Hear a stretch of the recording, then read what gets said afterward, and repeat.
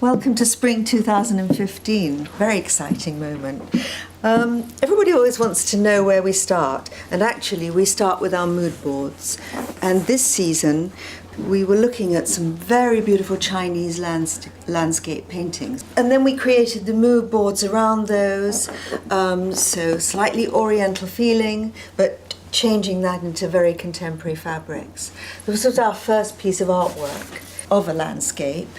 And then you can see how that is translated immaculately into this very innovative new piece of wall covering that we're really proud of, actually, because the marks, the colours, they're all exactly as they would have been painted by Sandy or Helen.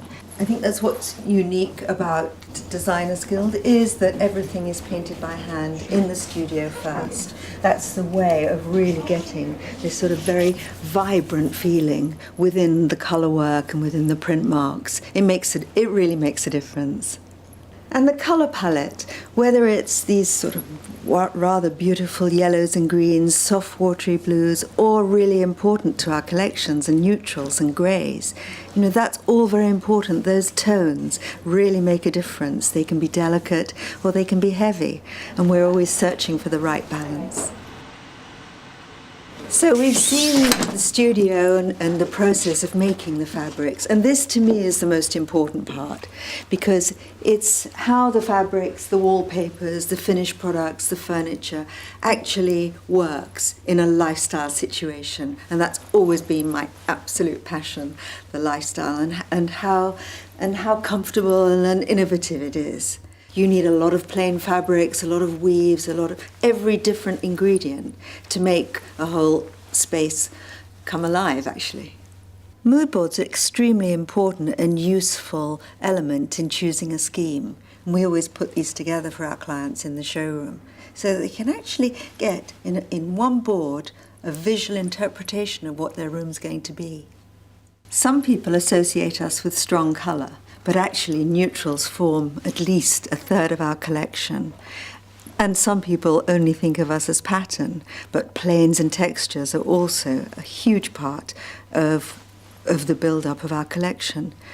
A wallpaper like this Chinese trellis, really soft and subtle, will suit a completely different person than the large landscapes that we've seen. And talking about neutral colours, they are very important.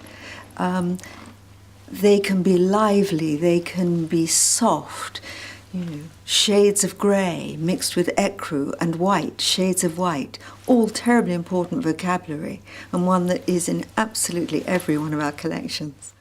Our plain collections are a really important part of our story, whether it's fabric, wallpaper, throws, cushions, and recently this season we've just added 50 new plain colours of rugs, and that actually makes the home very easy to live in. A moment of thinking pink.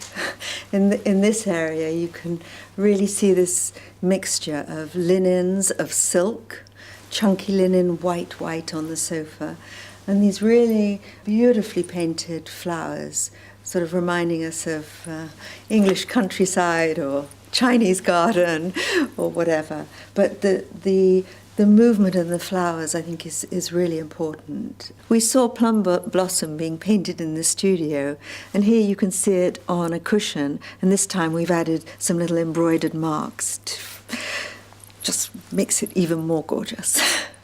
A real favourite of ours is our shaded linen, both wallpaper and fabric. It's called Sarai, and now we've added trailing rose to that and got these beautiful roses that trail down the shaded linen, and the same on the wallpaper, and also Summer Palace, which is beautiful little fronds of wisteria, but it's all going onto the shaded surface. It's fun.